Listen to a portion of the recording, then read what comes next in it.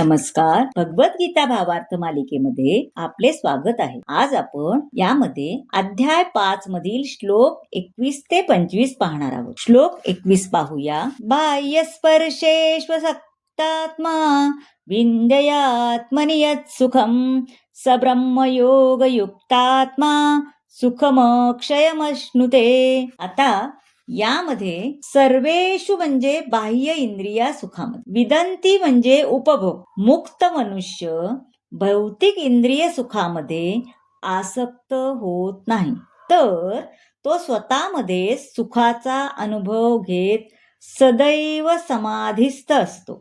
या प्रकारे आत्मसाक्षात्कारी मनुष्य ब्रह्माच्या ठाई एकाग्र झाल्याने अमर्याद सुखाचा अनुभव घेतो. ब्रह्मयोग मुक्त किंवा कृष्ण भावना युक्त मनुष्य भगवंताच्या प्रेममयी सेवेत इतका संलग्न झालेला असतो की त्याची भौतिक इंद्रिय सुखाची रुची पूर्णपणे नाहीशी होते. भौतिक दृष्ट्या शरीर सुख हे सर्वश्रेष्ठ सुख आहे, परंतु कृष्ण भावनेमध्ये युक्त असलेला मनुष्य हे सुख टाळून अधिक जोराने कार्य करू शकतो. आध्यात्मिक साक्षात्काराची हीच कसोटी आहे. श्लोक 22 पाहूया. ये हि संस्पर्शजा भोगा दुःख योनय एव ते आद्यन्तवन्ता कौन्तेय न तेषु रमते बुधाः. आता संस्पर्शजा म्हणजे भौतिक इंद्रियाच्या संयोगापासून. हे कौंतेया, भौतिक इंद्रियाच्या संयोगापासून उत्पन्न होणाऱ्या दुःखांच्या कारणामध्ये बुद्धिमान मनुष्य भाग घेत नाही. अशा सुखांना आरंभ आणि शेवट असतो, म्हणून बुद्धिमान व्यक्ती त्यामध्ये आनंद घेत नाही. आता शरीर हेच मुळे तात्पुरते आहे, हो की नाही?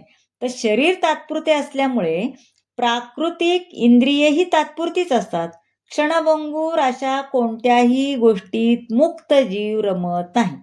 दिव्य आनंदापासून प्राप्त होणाऱ्या सुखाचे पूर्णपणे ज्ञान असणारा मुक्त जीव मिथ्या सुखोपभोग घेण्यास किंवा सुखाचा उपभोग करण्यास कसा मान्य करील? आता इंद्रिय सुखासाठी कठोर परिश्रम करण्याचे काही कारण नाहीये ना, कारण अशी सुखे शुक्रांनाही उपलब्ध आहेत.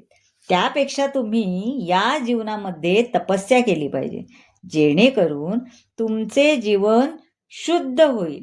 मनुष्य ज्या प्रमाणात प्राकृत इंद्रिय सुखामध्ये आसक्त होतो, त्या प्रमाणात तो भौतिक दुःखाच्या जंजाळात पतित होतो. आता श्लोक 23. शक्नोति हैव यः सोढुं प्राक् शरीर विमोक्षणात् काम क्रोधोद्भव वेगम सयुक्ता ससुखी नराः. आता शक्नोती म्हणजे समर्थ आहे आणि सोढुं म्हणजे सहन करण्यास, विमोक्षणात म्हणजे त्याग करणे. वर्तमान शरीराचा त्याग करण्यापूर्वी जर मनुष्य प्राकृत इंद्रियाचा आवेग सहन करू शकला आणि काम आणि क्रोध यांच्या वेगांना आवर घालू शकला, तर तो योग्य प्रकारे स्थित आहे आणि या जगात असा मनुष्य सुखी असतो. जर मनुष्याला आत्मसाक्षात्काराच्या पथावर उत्तरोत्तर जर प्रगती करायची असेल, तर त्याने प्राकृत इंद्रियांच्या आवेगांना नियंत्रित करण्याचा प्रयत्न करणे अत्यावश्यक आहे. आता हे आवेग कुठले आहेत ते आपण पाहूया.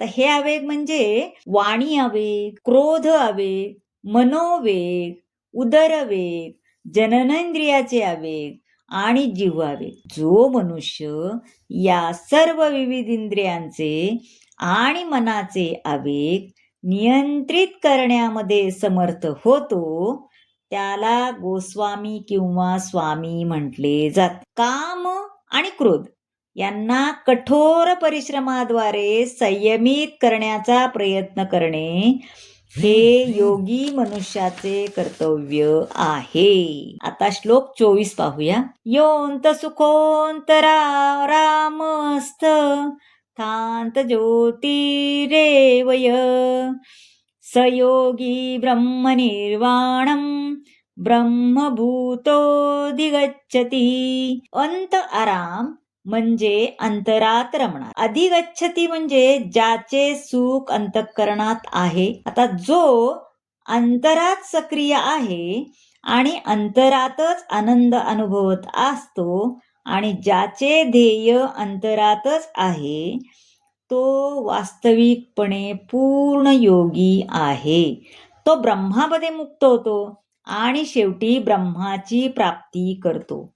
मुक्त मनुष्य हा प्रत्यक्ष अनुभवाद्वारे सुखाचा अनुभव, तो त्याद्वारे सुखाचा आनंद पण घेतो, अनुभवच घेतो ना आपण. म्हणून तो कोणत्याही ठिकाणी शांतपणे बसू शकतो. मनुष्य बाह्य भौतिक सुखाची मुळीच अपेक्षा करीत नाही. या अवस्थेलाच ब्रह्मभूत अवस्था म्हणले जाते. आता या अवस्थेची प्राप्ती झाली की स्वग्रही म्हणजे भगवत धामात परत जाता येते. आता श्लोक 25 पाहूया. लभन्ते ब्रह्मनिर्वाण मृयं क्षीण कल्मषा चिन्नद्वैधा यतात्माना सर्वभूतहिते रता. आता लभन्ते म्हणजे प्राप्त करतात. द्वैधा म्हणजे द्वंद्व, जे संशयापासून उत्पन्न होणाऱ्या द्वंद्वाच्या पलीकडे आहेत, ज्याचे मन अंतरातच रममाण झाले आहे, जे सर्व जीवांच्या कल्याणार्थ कार्य करण्यामध्ये नेहमी व्यस्त असतात आणि जे सर्व पापांपासून मुक्त आहेत, ते ब्रह्मामध्ये मुक्तीची प्राप्ती करतात. श्रीकृष्ण हे परमभोक्ता, सर्वश्रेष्ठ अधिपती आणि परममित्र आहेत. या गोष्टीची विस्मृती ही मानव समाजाच्या दुःखास कारणीभूत असते. ब्रह्मामध्ये मुक्ती प्राप्त झाल्यापासून मनुष्य अशा प्रकारचे सर्वोत्तम कल्याणकारी कर्म करू शकत नाही. जेव्हा मनुष्याला श्रीकृष्णाशी असणाऱ्या आपल्या संबंधाची पूर्णपणे जाणीव होते, तेव्हा तो जरी भौतिक जंजाळात असला तरी तो मुक्त जीवच असतो. तर मंडळी, कसा वाटला आजचा भाग नक्की सांगा.